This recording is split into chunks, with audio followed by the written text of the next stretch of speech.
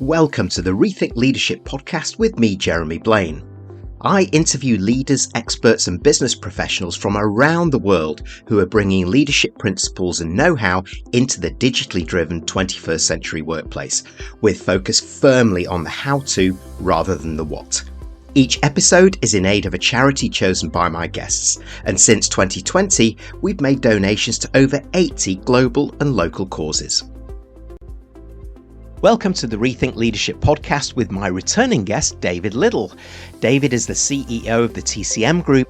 David's vision for the TCM Group continues to be focused on helping organisations to develop purpose-driven, values-based and person-centred cultures. He is also the author of Managing Conflict, Transformational Culture, and his new release, People and Culture, in which David presents a compelling case for redesigning workplaces as human-centred ecosystems where well-being, justice and performance reinforce one another, making culture not a soft concern, but the primary driver of organisational success.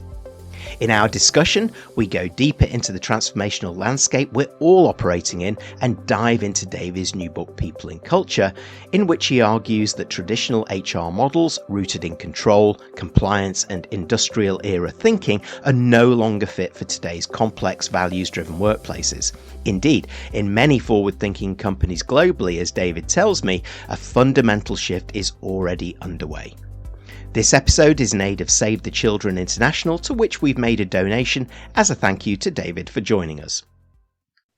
Welcome back, David. Please reintroduce yourself and tell us what's changed in organisational culture terms over the past couple of years.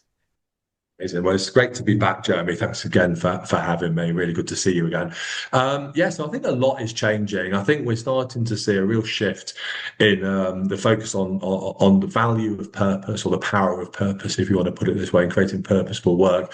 And that is no longer a slogan. I think we're starting to see management, leadership and people practices starting to align to the sense of core purpose and creating an alignment between the needs, the objectives, the strategic direction of the organisation and the needs and motivations of our workforce. And so many organisations that I'm now working with, and obviously written about in my latest book, People and Culture, are seeing a clear alignment between the workforce and the organisation. And what we're seeing then is a shift in the role that the people function is playing, historically called the legacy function called HR, now very much called the people function, acting as that intermediary or that bridge in our organisational culture. And as I talk about in the book, describe the people function as this sort of oracular function, the ability to hold all of the information, these touch points, these data points, these insights and these moments in our organizations, and holding them is almost like a philosophical and spiritual sense, to become oracular, the oracle, the ability to predict the future, to look forward and to hold this space. But it's so exciting for those people, professionals who've been rejecting some of the tired and dreary and broken paradigms of autocracy and hierarchy and risk mitigation and, process first approaches, which I think have sort of defined HR really in the last 30 or 40 years. This freedom is just incredible within the culture, and that's permeating through the organisation. It's challenging, Jeremy, autocracy, power, control, it's never been in our news as much as it is now if you think about a global level, the concept of leadership. And so it feels like there's also an existential battle, might be putting it just a bit too far, but there seems to be a real challenge of, am I a compassionate, values-led leader who seeks to put people, purpose and values at the heart of my organisation to drive performance?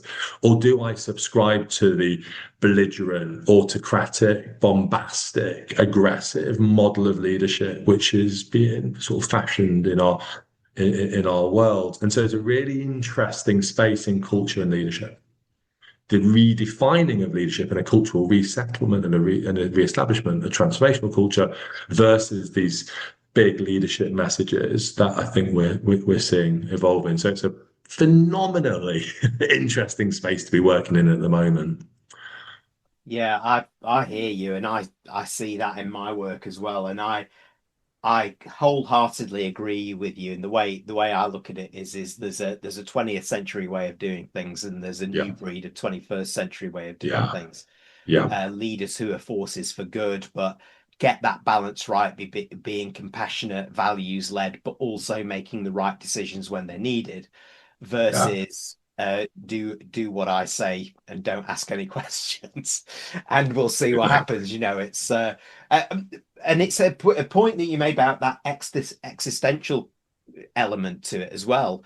I do agree with that. I don't think that's going too far, because it's clear that many leaders are on the cusp of failure Yeah. in many ways, because they're not changing fast enough, they're not learning quick enough, and the decisions that they can make, even if they're hierarchical, may not be the right ones. So I think you being at the heart of the organization and focused where you are, people, culture, and that leadership with HR and business leaders is exactly right. So yeah, all of that resonates so far.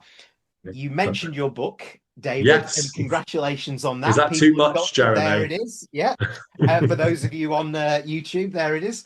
A practical guide for HR professionals and leaders. Now, having been through the book, uh, there's a big question that was raised for me in one part that I thought fundamentally agreed with you on, which is replacing old style frameworks, punitive grievance and disciplinary systems with what you call transformative justice and Yes, dialogue based resolution. Of course, we want that.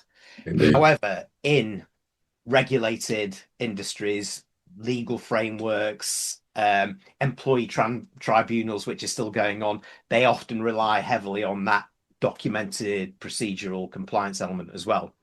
So, how does your new people and culture operating model bridge the gap between building trust through informal dialogue and maintaining the rigorous documentation required for that traceability, defensibility in cases of disputes or challenges? That's a really great question. I think it kind of gets to the heart of if you will, through one lens, the resistance to change within the legacy HR function, and then through another lens, this massive opportunity to reimagine the concept of justice in our workplaces. It feels like, to an extent, justice is the inflection point that we're talking about. So let's dig into it. Before we dig in, Jeremy, if I may, I'm just going to zoom out because you talked about the people and culture operating model. So in my book, I set out an operating model for people leaders within our organizations, which centers around five separate but interconnected domains. The first one is people, so creating people-centered workplaces. So I set out a lot of focus around how do we do that within our employee value proposition, the jargony term for how we treat people and how they show up. The next one is around culture, developing cultures which are fair and just, inclusive, sustainable, not through an ideological, moral, or ethical lens, although there are elements of that, of course, but because when we treat people well, they perform better. It's not complicated. So the kind of concept of the transformational culture is underpinning high performance. The next domain, the third domain, is the strategy domain. And the strategy domain focuses on the alignment between the people plan or the people strategy and the corporate strategy. And that alignment, as I alluded to a moment ago, of a connection between the needs of our workforce and the needs of the organization to create this powerful sense of common purpose and drive and energy that we're working together towards this common strategic objective. The fourth domain is the one we're going to dig into, is the justice domain. So I'll come back to that in a moment. And the fifth domain is the value domain. And how do we measure the value of work and the work we do as people leaders? And that explores value measured in terms of course, shareholder value and profitability. Absolutely right, and as it should. But we also explore strategic value, stakeholder value, and social value as other measures of output of a modern people function. And I've got some great case studies talking about that. So let's go back to the justice domain. So the justice way we deliver justice in our organisations, Jeremy, is woeful, inadequate, and deeply depressing in every sense of the word. I'm a mediator at heart, so I've been mediating for 30 years in organisations, and I've heard it all. I've heard the trauma, the distress, the harm, and people tell me, and they say it's not an occasional anecdotal comment, Jeremy. This is universal, and we're doing hundreds of mediations a year. This is universal. The impact of the process that was applied to resolve the problem caused greater trauma than the problem that's initiated said process. If anything ever needed to change, it was our justice paradigm. But you touched on defensibility and risk, so let's explore that. So, just to put one very significant myth to bed today, if I may. There is no moral, no legal, no statutory duty on organisations to have a policy called a grievance procedure or a disciplinary policy. Gone. That was scrapped in 2007 following the Gibbons Review and introduced in the Employment Act 2008. Organisations have a responsibility to have a mechanism to resolve issues under the Employment Rights Act and through the ACAS code, but they can call it skipping through the meadow singing Kumbaya policy as far as the tribunals are concerned. That's one thing. We have to get this right because ACAS and even the CIPD persistently send this message out that you have to have this policy. The room for innovation is vast. Second point. This is a really important point. The policies of the legacy policies, the ones that are so harmful and destructive, the GBH policies, grievance, bullying, harassment, let's throw in disciplinary, let's throw in conduct, let's throw in absence, let's throw in capability, let's throw in a bit of performance for good measure. These policies are rooted on a justice paradigm, which is retributive justice, blame, shame, punish, destroy. They kind of offer a mirage of justice, an illusion of fairness, because everyone's so busy, Jeremy, making the thing happen. Not completely losing sight of the impact of real people on the receiving end of these policies, because everyone's so busy investigating and doing their audit trail. And then we get to the tribunal. Well, the tribunals don't expect you to have destroyed your staff and your colleagues and your teams in order to be able to pass the test of the tribunal. They expect you to have delivered natural justice, treat people fairly, procedural justice, there's a due process for managing issues, distributive justice, you've distributed the outcomes fairly and equitably as people have gone through the justice process. And they're also increasingly interested in restorative justice. So what I did, Jeremy, is I took procedural justice, distributive justice, natural justice, and restorative justice. I didn't design out retribution because sometimes you still need to have a retributive process in higher the sort of fire side of things. But I dialed it right down. And I introduced more restorative processes. So I blended those into a model of justice called transformative justice, a very unique model of justice. And I took the grievance procedure, the disciplinary and other procedures, and shredded them and introduced this new justice paradigm. I called it a resolution framework because that's what it's about, building resolution. And Jeremy, this is a really interesting point. It's my third and final point on there.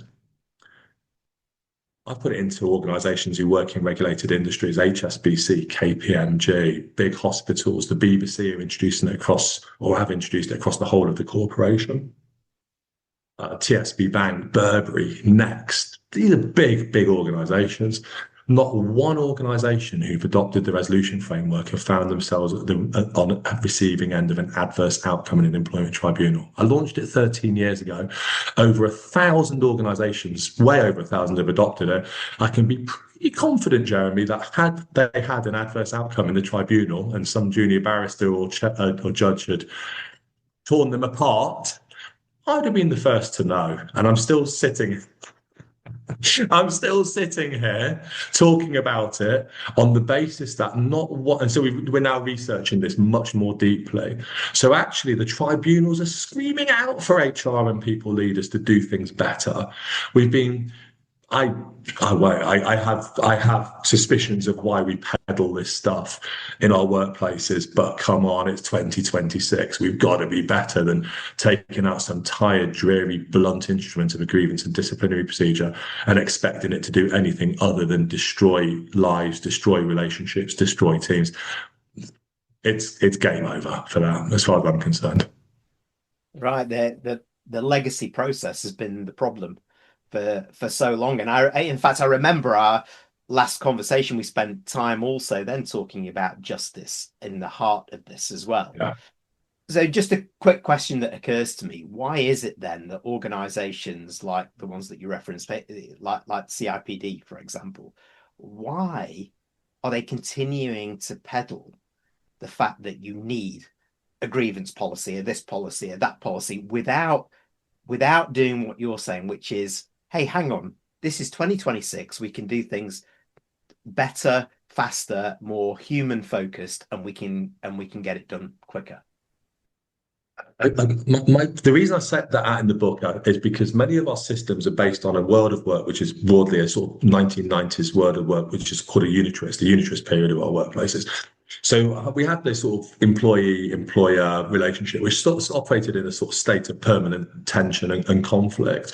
And those conflicts were managed through processes and policies and procedures. And that kind of worked in the 1990s. It helped us to help our organizations to evolve. It gave opportunities for growth, globalization. We needed a rules-based system. So the unitarist period gave rise to these policies and procedures. It gave rise to the Ulrich model of HR, and it gave rise to the modern HR function.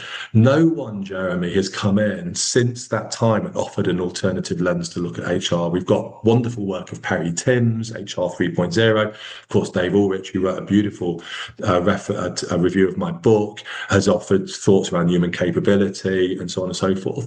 But what I've tried to do isn't just focus on justice as a single focus. I've redesigned the entire operating manual for the HR function to become a people and culture function. Because I think if you look at the traditional legacy HR, the question is, if I'm not using these processes, what else am I doing? Because we're not seeing them as this oracular, facilitative, coaching, enabling, supportive, powerful, strategic function at work. There might be in parts, but on the whole, it's seen as a remedial risk mitigation process-led system. Now, that's the old legacy system I'm describing, that unitarist perspective. The modern perspective on HR hasn't been articulated and codified. So it means that those people who are advising and supporting people, professionals, haven't really got an anchor point to say, and the world of work could look better if you didn't do it this way, but you started to apply mediation, restorative processes, coaching conversations, more of an enabling role. So that's what I've sought to do. I haven't just ripped out the old justice paradigm, although that's what I have done, and my last books have done that. What this one does is it sets it into a very firm, clear context of what the role of the people function is in partnership with the workforce and in partnership with the leadership in the organisation. It makes a lot of sense when you talk about the oracle that is people and culture, and how that really is the hot button, the temperature check, the sentiment analysis, the research, the data that's immediate for you, that's there, the power that's there that perhaps we're not using if we're looking at that, the old ways of doing things and the evolution. And that is now being impacted in another way through digital transformation. Yeah. So let's turn our attention to another element that you tackle in your books, which is the digital and AI era. Yes. And the increasing human-machine interfaces that we're all working with, regardless of organization and industry, actually, to augment what each individual is doing, so they can be better, they can service our customers better, but also drive efficiencies, of course, within the organization. So, similar question, I guess, with our part justice hat on and part sort of autonomy and empowering hat on. How do you ensure that let's call it an augmented human, isn't just a more efficiently monitored resource, but actually more autonomous and empowered one? What an opportunity missed were that to be the case. Jeremy, I love the question, Mo. I love the framing of the question. It's really important. So I think there's a whole chapter in the book around called the augmented human. And the first challenge I throw to people, professionals and leaders, is to take a much more deliberate and intentional focus on the use of AI within organizations. So many organizations that I'm working within, there's a bit of IT, there's a bit of HR maybe, some managers are doing some work. The first thing I suggest is developing a centre of excellence, what I call an ACE, AI centre of excellence within the organisation. So I talk about some new centres of excellence to add into the mix. I talk about the development of a culture hub, which is a cross-functional group who are helping to shape and develop and own, shift the culture, not as an exclusive group, but as a very inclusive group. And then feeding into that, there's a number of new centres of excellence, the resolution one, which aligns to the justice paradigm, and the AI centre of excellence.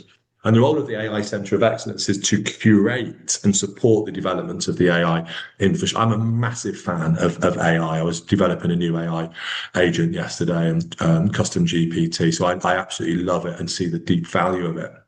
But there are some real weaknesses. I am 55 white man. I could sit and design an AI chat GPT, a custom GPT or an agent now, which will sound like me and potentially look like me. So I need to be aware of my own biases, heuristics, those mental shortcuts I might have, my prejudices. So the AI Centre of Excellence, first and foremost, is ensuring that that diversity of thinking, of difference in our organizations is embedded in our AI platforms, because what we put in, we get out, and we put rubbish in, we get rubbish out. But once it's into the black box, Jeremy, as we know, it's very hard to disentangle that spaghetti. So we need to design this in an intentional and deliberate way. What a wonderful role for the Chief People Officer to chair the AI Centre of Excellence, to ensure that it's delivering the sort of ethical standards, the integrity within the organisation, and then helping to roll the AI out to ensure that it's supporting and augmenting the human experience in our workplaces. The big fear, of course, is that AI, in time already, potentially, people will see it as a threat to our jobs. And it could be that we can't pretend that's not a threat or a potential possibility. But that doesn't mean that all jobs will go, or that all jobs won't be able to change. And I think the Centre of Excellence and the role of the people profession is to continually review and develop the role of the workplace, the concept of work, the roles that we're playing in work, and seeing the AI as an enabler, to use the term a co-pilot, and a facilitator. So one very clear example I have is in my own business in the TCM Group. So we're growing rapidly. It's so exciting. And of course, we have very technical questions. I've got an investigations company, coaching. So I get a lot of questions come to me. David, what do you think about this? How should we do that? It's too much. I can't handle it. So I developed an AI for my team called the TCM Assistant, where the first question can be asked into the AI. That does two things, two substantive things. The first one is it might answer their question. And that means I'm answering less questions, so I'm able to think more clearly as a leader to support me. The second thing is they may have a follow-up question, which is now rooted on a greater level of intellectual rigor and thoroughness in terms of that next level of question, so we can engage at a new level of problem solving, a much more intellectual, a high level of problem solving.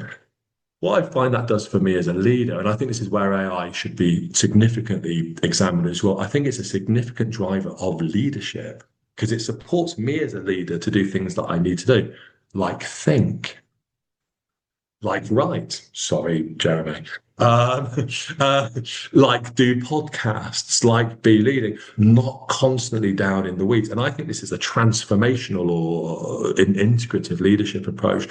So one of the areas I think working closely with organizations is, instead of thinking about how do we use AI to reduce time or increase efficiencies in the kind of white collar, blue collar functions within our organizations, for me, for organizations who are really making the best of AI, it's how do we exercise and utilize AI to support the best of leadership, and then help our leaders to be the best of themselves and deliver the models of leadership, inclusive, transformational, servant leadership, to help our organizations thrive. So I work with organizations to develop AI systems, including my own, but it's very much centered around supporting leadership as much as it is about driving corporate efficiency and digital sort of disruption in the way that we might work.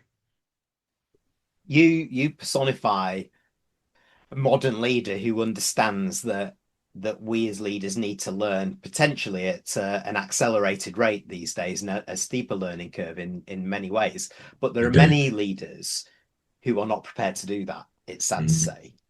So if we add culture back into that mix and put those two things together, and building on what you've just discussed there, how should culture evolve alongside the augmented human, therefore, to enhance and enable, rather than maybe in a more traditional company appearing to add guardrails and particularly stifle human potential and creativity, something we know we need more of? Well, again, these questions are so cool. So thank you. I mean, it's such an important point. If you go back to what we were talking about earlier, discipline and grievance procedures, performance, what they're saying to you, my employer, not like you're my employee, Jeremy, wasn't the employer, I don't trust you. And therefore, when I have a rules-based system, that means that I can manage the fact that you are a threat or a risk. Now, it's a casino, or I sometimes call it the Wild West, but let's call it a casino. House always wins in the casino, Jeremy. the system will always win. It doesn't matter how strong your argument is, how wronged you've been, how strong your case is, you will always lose. And any victory is a Pyrrhic, empty victory. So let's apply that same logic. So if the logic of a transformational culture within an organization is shifting the dial from autocracy and control to trust and transformation, enablement, facilitation, with this people function, this wonderful strategic function operating in this wonderful, exciting, interesting human space, let's take that and apply it to our AI approach. If the AI is being delivered to deliver control, micromanagement, drive efficiencies in a more reductionist kind of way, then that organization might get some outcomes. They might get some short-term gain through those efficiencies and so on and so forth. So there might be some short-term P&L benefit. But I think the organizations that are getting this right are those organizations who are applying the same logic, is that the AI is there not as a method of control, but a form of enablement. I trust you. I respect you. I value you. I hear you. I see you, says the leader. But so can the AI. So can the people professional. And suddenly, with this new contract that we have between us that's fostered in this new working environment, a contract based on trust and respect and dignity, inclusion, but also high performance, with expectations of high performance through a transformational performance methodology, feed into my AI platform, which then is augmenting this space for dialogue and engagement and learning and insight. I've just touched on some key points. I mean, learning, insight, creativity. That is what we bring as human beings to work. There is an existential threat to the role of the human from AI, and it can be clever, and it is clever. Of course it is. It's wonderful. But what we bring as humans is more wonderful. And there is now competition for us as humans. We're not used to this. We're used to being apex predators. We're up here, you can't touch us. We're now being competed with. Get your game face on. AI can help you do that. But what you bring to work is innovation and creativity, the opportunity for learning and insight. And dare I use a word as well, Jeremy, which has been out of fashion, which needs to come into fashion really quickly, is empathy. We bring deep empathy into that environment. That's the best of the human being at work. Strip out all the stuff that gets in the way of it. We don't need all of that other stuff. Automate all the other stuff that gets in the way. That's all being automated. Let your human beings do their best work and using the AI platforms to help augment that and grow it. That, I think, gives those organizations enormous competitive advantages. And dare I say it, I think those will be the organizations that you and I are talking about in 2 or 3 years' time as the thriving, successful organizations on a global basis. I agree. It's that enablement of human potential and asking the question, what if we did do something different and we truly empowered our people, we truly supported them, recognized them through this. That goes back. For me, it dovetails nicely into what you were talking about before, that oracular nature of people and culture, and how the AI can support that and enhance it rather than take away from it and stifle it. Never true words spoken on that one. You also referred to before the new case studies and some great examples that I've also seen in your book. So for those tuning in, what are maybe some of the headline lessons learned that you'd like to share with the audience based on some of that real world modern findings over the last couple of years that you've highlighted? So it was a genuine delight when I was writing the book and doing the research. I wrote out to probably a couple of thousand chief people officers, thinking I might get one back. Too busy.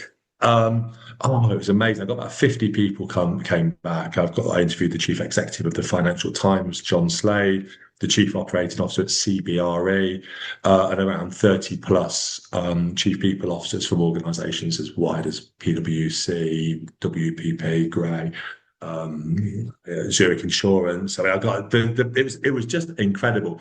A couple of things that stood out for me. The first is I realised the CPO is my tribe. I loved working with them. I really enjoyed the conversations. And whilst my career has been defined by conflict resolution and restorative practices, it's been hard to get into those higher levels sometimes. And when we had the conversations, it came to life for me, and there was something very personally, very moving about that, which I loved. So that gave me a whole new lease of life in terms of my career. I think the second thing that came out to me was they buy into this stuff, Jeremy. This wasn't an eye rolling sort of, this is some sort of weird fantasy or some kind of here today, gone tomorrow. Concepts of kindness and compassion and dialogue and engagement. This was the language that they were using university. But what I saw across the organisation is there was no one. We talked about the CIPD. I'm a massive fan of the CIPD. I just want to kind of get that in because I didn't want to sound like I was dismissing the CIPD. I think the CIPD has got great opportunities to really grow and evolve into this incredible organisation. So I think it's important to stress that.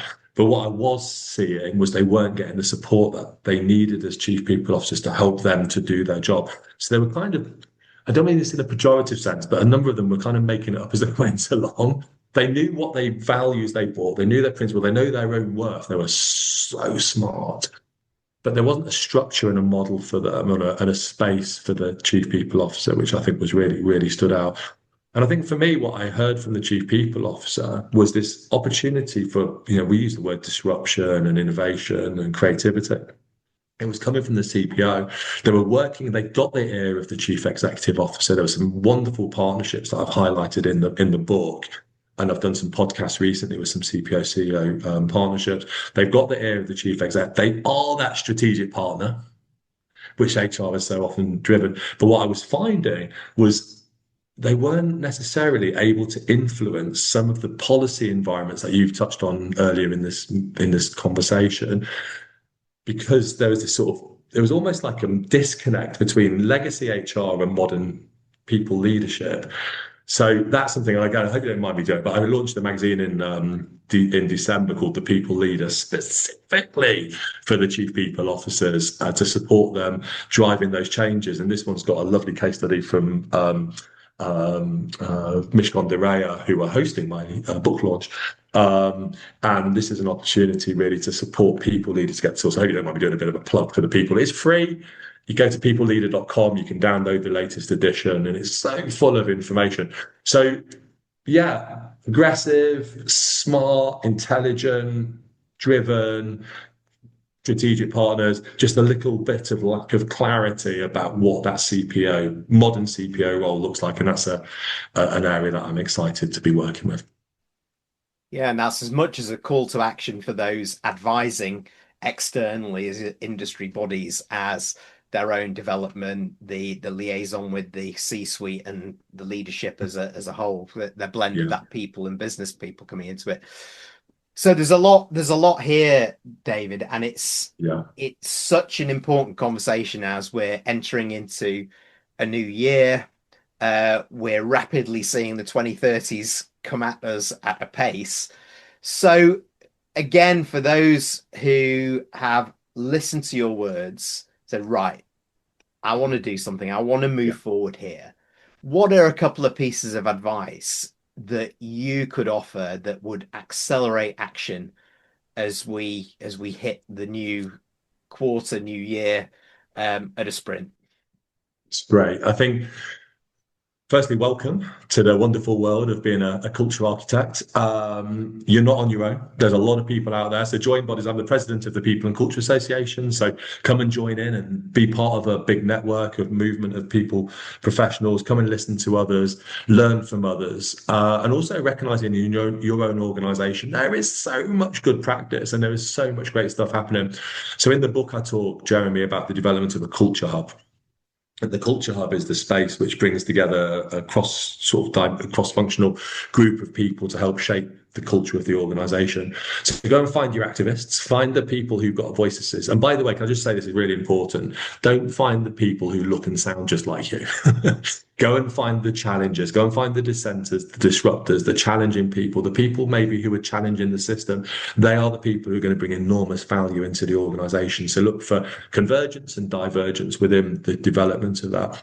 And then spend time shaping it. What's the why? What do you want? I talk about fly the why. What's the why? What is it that you want to look like? Now, you might have a 2-year or 3-year plan. You can't do everything overnight. What's the one thing we can do tomorrow morning at 9:30 to help us on our first step towards a transformational culture? Now, I'm going to throw a word out there called coaching. So let's go and give coaching skills to our managers. And let's give every manager the ability to sit down and have a really amazing conversation to say the things I said to you earlier. I see you, I hear you, I understand you, I appreciate you. Now let's get to work and make this happen. Wow. Imagine how fast our culture could shift if I've got 300 managers and had 10,000 headcount, and those conversations were starting to drive us forward. So build your activists, create the culture hub, shape the narrative, understand the why, and get to work, make stuff happen, get those small gains in, be experimental. And this is, again, the AI is so wonderful. You can test stuff through the AI. I created an AI called the Culture Doctor. People can find it at Culture Doctor. Culture.doctor is very simple. That's the URL, culture.doctor. And the Culture.doctor is just, what's your cultural challenge? And it will give you some ideas. It's not going to tell you how to do it. It's not going to say this is how you should do it. It might ask you a few questions. It might tease out a few thoughts. It might offer you a couple of alternative ways to think about things. So test your ideas, but go for it. It's if your overarching principle of a transformational culture is do no harm, follow the values, stay within the law. These aren't too difficult. Everything else we can go and we can experiment and innovate. And one final point as well, Jeremy, I talk in the book about some really quite depressing research about the sort of burnout within the HR function as a result of the way that I see that modern HR works. And one of the things, I was speaking to a chief people officer in a large government department, and she was just coming to the end of her career. I think she probably retires this year. And she said this thing to me, which I just thought was so powerful. She said, I wish I'd met you at the start of my HR career. What you're saying is why I went into HR. But I've had 30 plus years of it not being this way. And I thought she didn't say it as it wasn't sad or maudlin. It was just like, damn, this is why I did what I did, but I've been dragged into case management and process and all the rest of it. And I just sort of realised that she didn't offer it as a sad reflection, so I won't present it as a sad reflection. But I think there's a certain sense of, come on, we can do this better.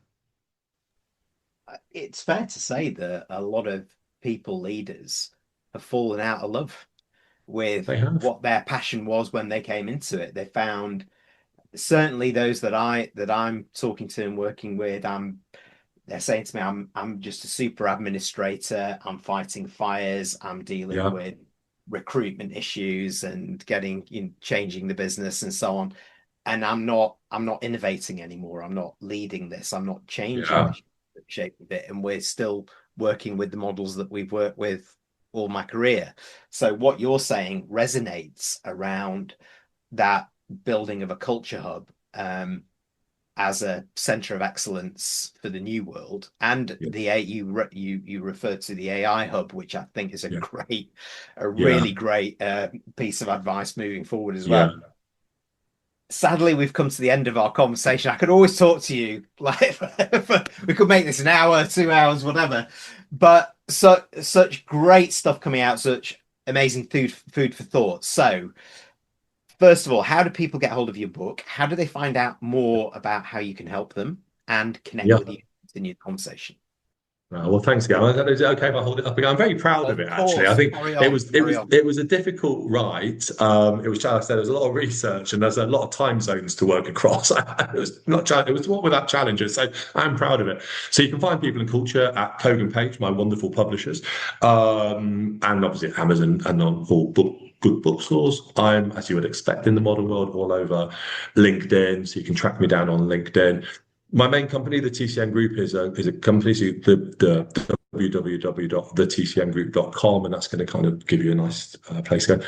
But I'm going to invite people to go also to peopleandculture.com and have a little dig around there. I've got some great resources on peopleandculture.com. That's sort of aligned to the book. Some really great resources and case studies. And I mentioned there's 3 AIs that I'm going to mention as well, if I may, Jeremy. There's the Culture Doctor, which is culture.doctor. There's my Pocket Coach, which is pocketcoach.live. And that's had some great feedback. And there's a Resolution Hub, which is for organisations who want to develop a resolution framework. To get the Resolution Hub, I'm afraid you have to come to me, because we don't put that out as a free resource. That's a pretty valuable resource, but we will give it to you for free. But you just need to come and ask us for it. And if you go to resolutionframework.com, you can find out more. So we've got bits all over the place, Jeremy. So hopefully there wasn't a bit of a muddled mess. But find me on LinkedIn or get hold of the book and you'll track me down. Or you can get a copy of The People Leader at thepeopleleader.com and you can download the latest version of that. So somewhere, hopefully, people will find me. There's lots of places to find you. And thank you for taking the time again to share your wisdom and the experience and the fact that you're putting so much effort into this excellent new book. And congratulations again for that. It's something that all modern people leaders and let's say business leaders should grab hold of and get into. This is where competitive advantage is for the modern world, lest we forget. So David Liddle, thank you very much for joining me. That's very kind of you to say what you just said, Jeremy. Thank you very much. It's been an absolute pleasure. And like I said, I think we could have gone on for a lot longer, but thank you for having me. Thanks for tuning in to the Rethink Leadership podcast with me, Jeremy Blaine. Please like, comment and support us on your favourite platform and subscribe to our YouTube channel where you can watch as well as listen to each episode.